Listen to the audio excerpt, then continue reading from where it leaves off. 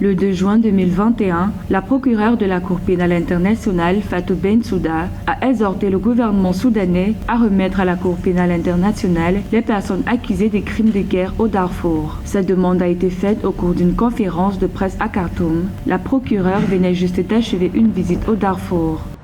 Et donc, cela pose véritablement un problème dans la continuité des enquêtes et des missions.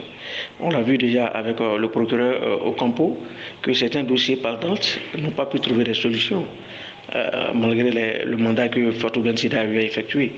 Donc, cela reste des sujets et des dossiers pendants qui risquent également d'empoisonner l'indépendance et notamment l'efficacité de cette Cour pénale internationale.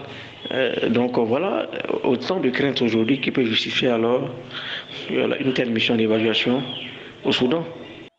Par ailleurs, pour cette transaction, la procureure de la CPI appelle les victimes à communiquer et à coopérer avec les enquêteurs de la Cour et souligne que quiconque témoignerait devant la Cour serait protégé. Les autorités de transition du Soudan, arrivées au pouvoir après l'éviction de l'ancien président El-Béchir en avril 2019, ont exprimé leur volonté de coopérer avec la CPI concernant les individus suspectés. Par ailleurs, elles envisagent 3 options pour juger les suspects.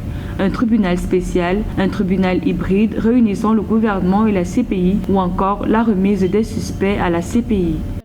Le véritable problème, c'est le niveau de coopération judiciaire des autorités soudanaises, surtout que Fatou Bensouda est en fin de mandat. Et elle doit pouvoir partir des instances de la Cour pénale internationale. Déjà, l'extradition de Ali Kouchab a été très délicate à l'époque. Donc la question qui se pose aujourd'hui, est-ce que les autorités soudanaises vont collaborer avec la Cour pénale internationale? D'autant plus que d'ici 6 mois, nous risquons d'avoir un changement de l'administration judiciaire au sein de cet organe international. Rappelons que le Darfour est une région plongée dans la guerre civile depuis 2003 en raison des tensions ethniques qui ont débouché sur la prise de la localité de Golo par le Front de libération du Darfour. D'après un rapport du Human Rights Watch, depuis septembre 2017, quelques 2,2 millions de personnes déplacées vivent dans des camps du Darfour et environ 200 000 autres se sont enfuis au Tchad voisin où elles vivent dans des camps de réfugiés.